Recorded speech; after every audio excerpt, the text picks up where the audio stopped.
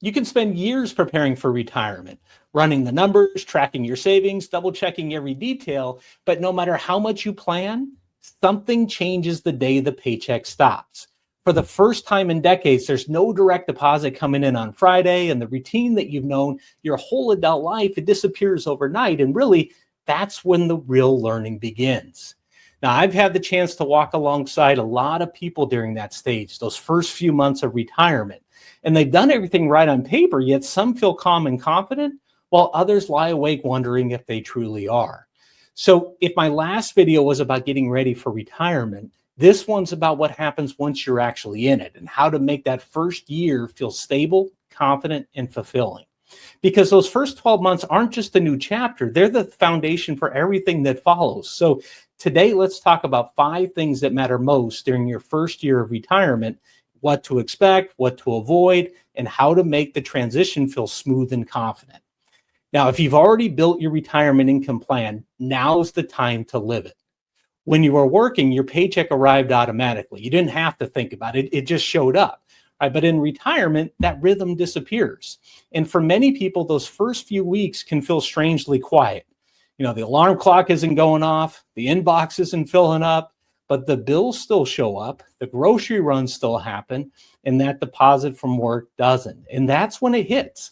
I'm paying myself now. And it's a big shift, and that's why one of the most helpful first steps is to set up your own retirement paycheck system. Create a consistent transfer from your IRA or your brokerage account into your checking, same date, same amount each month, so that you have it consistently, and coordinate it with your Social Security, your pensions, or other income, so that, the cash flow feels predictable again. One couple told me it finally felt real when that first retirement paycheck, hit our bank account, automatic, that direct deposit, coming on in there. For them, the amount didn't change, but the structure brought back peace of mind. And once that system's in place, you can finally breathe a little bit. You could start enjoying retirement instead of wondering if you're allowed to spend. And part of keeping that peace of mind is making sure that your new income system works smoothly with your taxes. With your income now under control, the next step's learning how to keep more of it by getting taxes done right from day one. So once your new paycheck system's in place, you have the automatic deposits and things coming in, you've got that set up. The next challenge is keeping more of it, because the moment you stop working, your tax world now completely changes. There's no more payroll department quietly withholding taxes anymore. Now you decide how much to withhold from your IRAs, your pensions, or Social Security, and all these choices can affect far more than April 15th. If you're starting your Social Security benefits, you can elect to have federal taxes withheld at 7, 10, 12, or 22%. And that helps avoid surprises next April, especially if you also have other income from IRAs, brokerage accounts, or part-time work, and so on. And for IRAs and 401k withdrawals, you can also have taxes withheld automatically too. Or you can make quarterly estimated payments if you prefer to have some more flexibility. The goal isn't perfection here. It's making sure that what's withheld or paid in estimates roughly matches what you're going to owe for the year. And this is where running an annual tax projection becomes invaluable. Each source of income, your IRAs, Roth accounts, brokerage withdrawals, even Social Security can be taxed differently. And projecting your income early in the year lets you see your likely tax bill ahead of time. And that way you can adjust your withholdings, whether you're going to do conversions or withdrawals and how much, all that sort of thing, before it's too late. Because in retirement, how much income you show and where it comes from doesn't just shape your tax bill. It can also influence what you pay for things like healthcare. Now, if you're under 65 and you're using an ACA plan, the amount that you withdraw each year can directly affect your premium credits.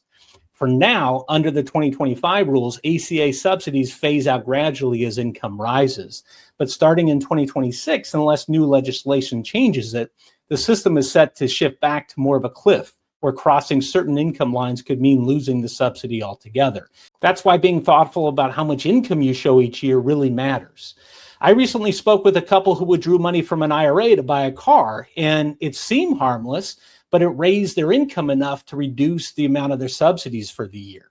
Now, under the 2026 rules, that same move might have wiped it out completely. And later, once you're on Medicare, Well, higher income years can also raise your future premiums. So, typically starts at around 200,000, just over 200,000 a Maggie for married couples filing jointly, and just over $100,000 for Maggie for single folks. Now, the good news is retirement gives you levers to manage all this. And you can time withdrawals. You could choose which accounts to withdraw from. You could run projections mid-year to make sure that you're on track. And you can even use targeted Roth conversions in lower brackets to reduce your future taxes. Saving built your nest egg. Now, smart withdrawal sequencing protects it. When your income and tax strategy work together, every dollar of your retirement paycheck goes further. And another thing is that when you're working, a market drop feels like background noise. You know the next paycheck's coming. But once you're retired, that same drop feels personal. It's no longer just numbers on a screen. It's the money that's going to fund the next years of life. And that's one of the biggest surprises that I hear from retirees. What once felt manageable suddenly feels risky, even if your portfolio hasn't changed. And that's completely normal. One client told me when the market dipped, I still slept fine because I knew our next 2 years of income were already set aside. That's why it's so important to have a system that creates stability without pulling you out of long-term growth. I typically recommend setting aside about 12 to 24 months of planned withdrawals in stable investments, cash, short-term bonds, that sort of thing. And then the next few years of expected income can be invested in assets that may experience modest short-term volatility, but still offer reasonable growth potential. And then finally, money that you won't need for about 5 years, maybe 6, maybe 10 years, just kind of depending on your plan and your overall situation, that could be invested more for long-term growth. Every plan will look different depending on your income needs, how much you've saved, and your comfort level with volatility. But the goal is the same, to create a balance of stability and opportunity that keeps your plan flexible and sustainable over time. And this is the same idea behind the risk-based guardrails framework that I use with clients. When markets rise, we can take a pay raise, and when they fall, we can make small early adjustments, not emotional ones. It's not about predicting markets. It's about having a plan that adapts as they change. And that structure builds confidence, helping you stay invested and avoid overreacting. Because when your income plan and investment plan work together, you're never wondering, am I spending too much? Should I move to cash? You already have a framework guiding those decisions, so the noise fades and your retirement stays on track. When people picture retirement, they often imagine long vacations, sleeping in, and total freedom. And that part can be wonderful for a while. But a few months in, something changes. The suitcases are back in the closet, the days start to blur together, and you find yourself asking, what does a normal week even look like now? One couple told me at first it felt like summer break back when they were a kid. They said, then we realized we hadn't really built a new routine. And that's when retirement started to feel different. For the first time in decades, your calendar is a blank slate. And that's freeing, but it's also unfamiliar. You're spending more time together. If you're married, if you're a couple, right? You're often in the same space. The morning coffee that used to be rushed on the way to work now lingers, conversations stretch longer, and sometimes so do the silences. That's all part of the adjustment. So talk early about routines and personal space and who handles what around the house. Those small conversations can prevent bigger frustrations later on. Then there's identity. Work often defined your rhythm, your purpose, and your social circle. So when that disappears overnight, it can feel oddly quiet, even for people who thought that they would be ready. But it's also an opportunity, a clean slate to design your days with intention. You might fill that time by volunteering or mentoring or joining an exercise group, perhaps, maybe taking on a small consulting role that you might enjoy. It's not about staying busy. It's about staying connected. And here's the encouraging part. Many retirees tell me that they feel healthier than they have in years. They sleep more, they eat better, they walk regularly, they spend more time with their family and friends, because structure isn't the enemy of freedom. It's what keeps freedom from feeling aimless and turns retirement into something deeply satisfying. The first year of retirement can feel like a blank page. And for some people, that brings a sudden urge to change everything. Sell the house, move somewhere new, buy the RV, start over. And that feeling makes sense. And you think about it, for decades, work might have decided where you lived or how you spent your days and even who you spent your time with. So when that chapter closes, it's easy to think, well, if this is a new life, then maybe everything else should be new too. I worked with one couple who sold their longtime home just a few months after retiring. They packed up, they moved across the state, and were sure that they loved the change.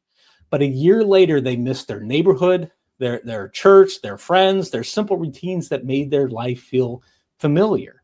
And we adjusted their plan, but they both said that they wished that they had waited. And that's why I usually encourage people to give themselves at least one full year before making major lifestyle or financial changes. Let the new rhythm settle in. See what a normal week really looks like once you're no longer working. You might be surprised. The things you miss fade, and the things that you think matter, like morning routines, favorite spots, familiar faces, end up meaning the most. So before you make the big move, the big purchase, or the big change, pause for a minute. Live your new life for a bit and see how it feels. And if that idea still pulls at you after a year, then revisit it. This time with perspective, but run it through your plan and see how it fits, with your income, your taxes, your long-term goals, and all of that. Because the best retirement decisions aren't made in the first wave of excitement. They're made after you've had time to breathe and reflect and truly see what matters for you. Remember, you could be retired for 15, 20, 30 plus years, depending on your age and your health and all this time. So there's a long period of time here. Now, after that first year, take a step back and look at the bigger picture. You've lived it now, the paychecks, the spending, the quiet mornings, the routines. You've seen what it feels like and what still needs a little bit of fine tuning, perhaps. And this is where, everything connects, your income system, your taxes, your investments, your lifestyle, and ask yourself just a few simple questions. Did your spending match your expectations? Are your taxes and healthcare costs still on track? Did your investments behave the way that you expected? And most importantly, are you enjoying it? This isn't about starting over. It's about refining what's already working, because retirement isn't set it and forget it. It's live it and adjust. And that's how you build real confidence, not by predicting every twist and turn along the way, but by knowing that you can adapt when they happen. Your first year is the foundation. So test it, tweak it, strengthen it now so that the next 20 or 30 years can feel less like guesswork and more like a clear path forward. Your first year of retirement can feel like a mix of emotions. It could be exciting and uncertain and deeply rewarding, often all at the same time. You're learning how to live without the paycheck and how to manage taxes on your terms and how to stay steady through market swings, and also how to build a life that's full and not just busy. Because retirement isn't about never working again. It's really about finally having the freedom to focus on what matters most without second guessing every choice or worrying if the math still works. And if you'd like help designing your own retirement paycheck and managing taxes and building a plan that adapts with you, you can schedule a retirement strategy call using the link down below. We'll help you to retire with clarity and confidence and stay that way.